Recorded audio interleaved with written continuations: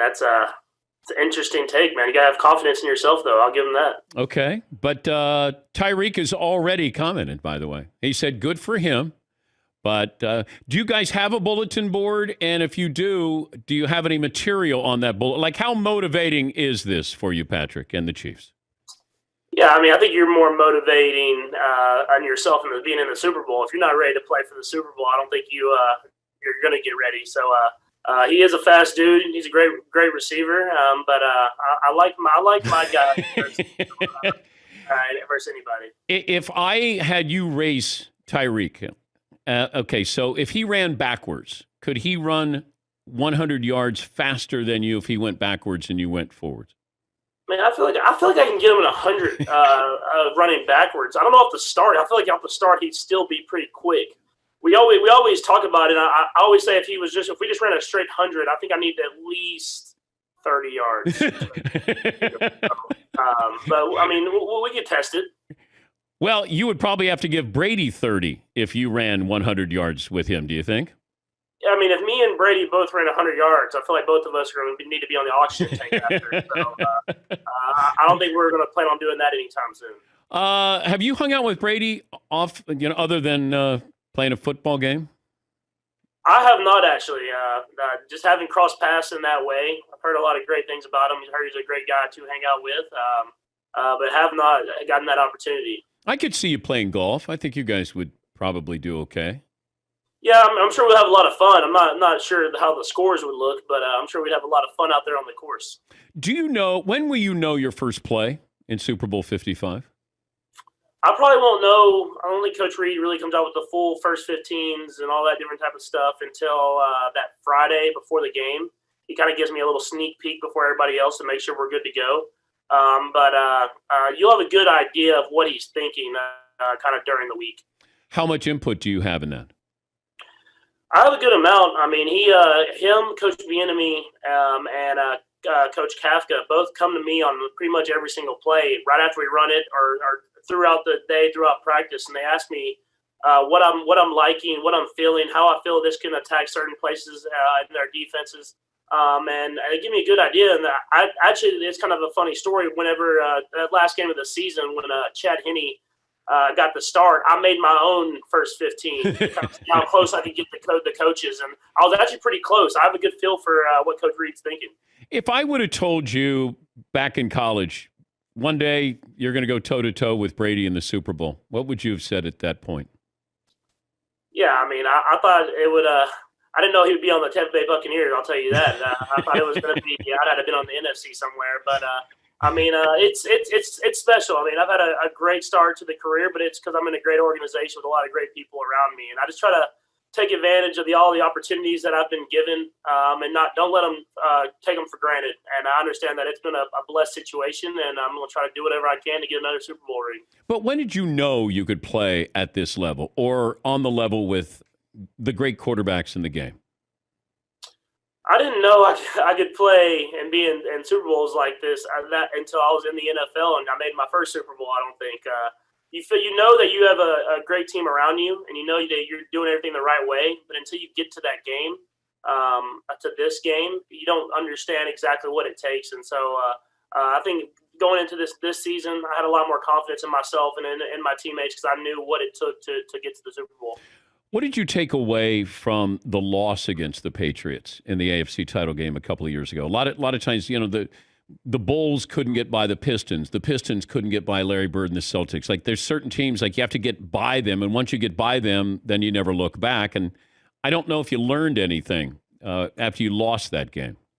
I think the biggest thing that we've learned since that game is how to deal with adversity. And I know it's kind of cliche and people talk about it, but whenever you lose a game like that and you realize that it's over, there's nothing else, like you have to watch the Super Bowl on TV just like everybody else, you learn that you have to find ways to battle throughout a game. And if you look at that game, we didn't start the way we wanted to in that AFC Championship game, and then we couldn't figure out ways to get ourselves going until it was too late. And I think we've learned that now that when we've gotten these deficits now, we understand that we have to attack and get back in the game because if you don't, you'll run out of time. I was also wondering, when I watch you play, you got great footwork and obviously arm strength, but I didn't know if you played other sports. I know you played baseball, but were you a basketball player?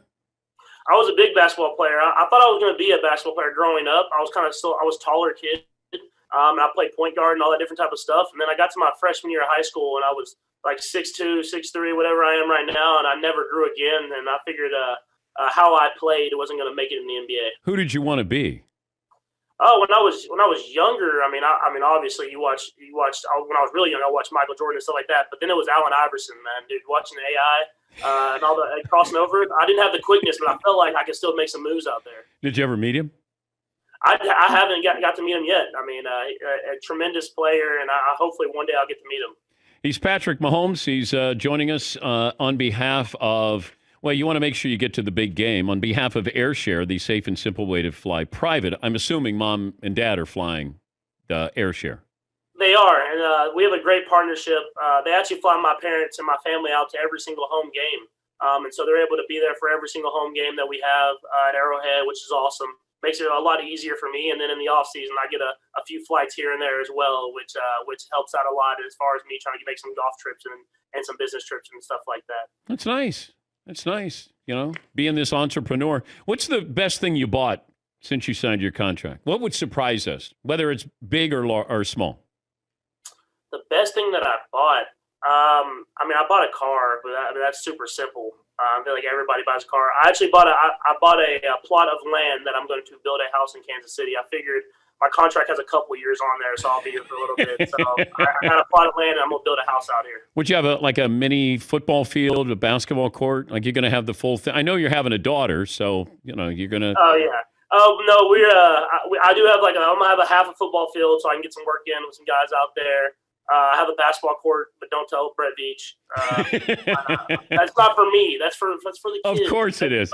And they'll have a little golf stuff out there as well. We had Aaron Rodgers on a couple of weeks ago, and I said, look, I'm watching Jake from State Farm.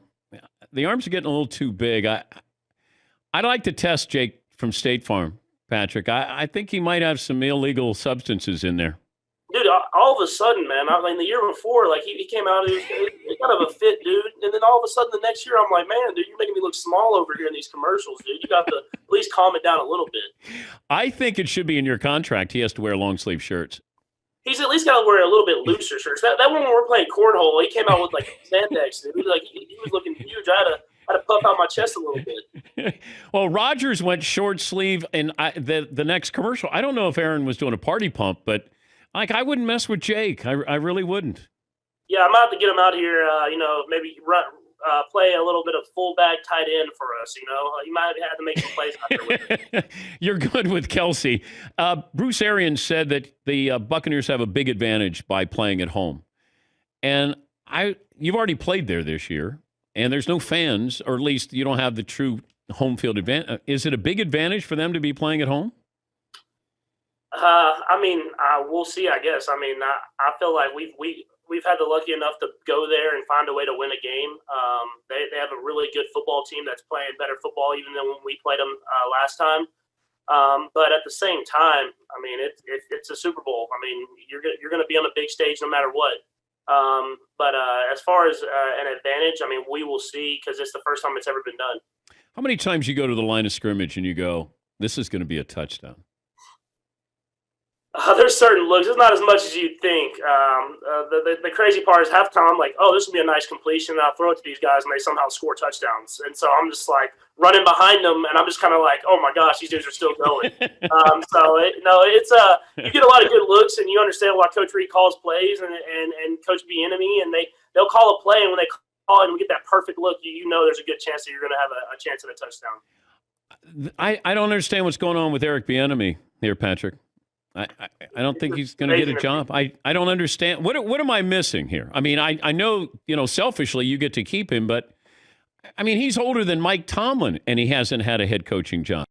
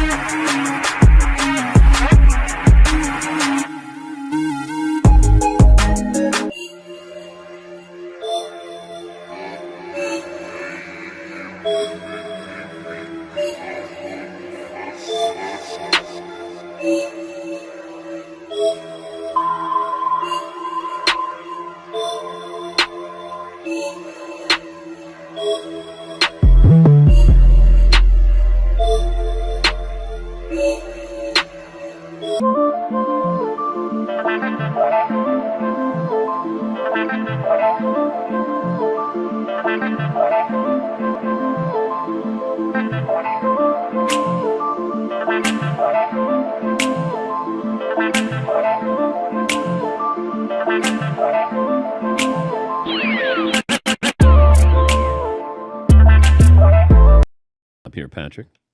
Yeah, it amazes me, honestly. I mean, the first year you kind of were like, all right, it was just his first cycle through, and then last year the interviews, and you're like, for sure he's doing a job. And then this year, I mean, if you look at his track record and the way he's able to coach us, the way he's able to lead men, and which is people say that, but to be able to lead a locker room of people from every different background and every different race and everything like that, and be able to be the leader of the locker room is a special talent. It's a talent, and he's able to do that. And then the way he's able to, go about calling plays throughout the game. And I understand we have Coach Reed, and Coach Reed calls plays, but there's a ton of input on Coach Bieniemy, and he calls a ton of plays in our game plan, and it just gets overlooked. And who knows what it is, but it's a loss for everybody else in the NFL and a gain for us. And hopefully he gets his chance because he'll succeed with that wherever he is. But if he doesn't, we're glad enough to have him back again.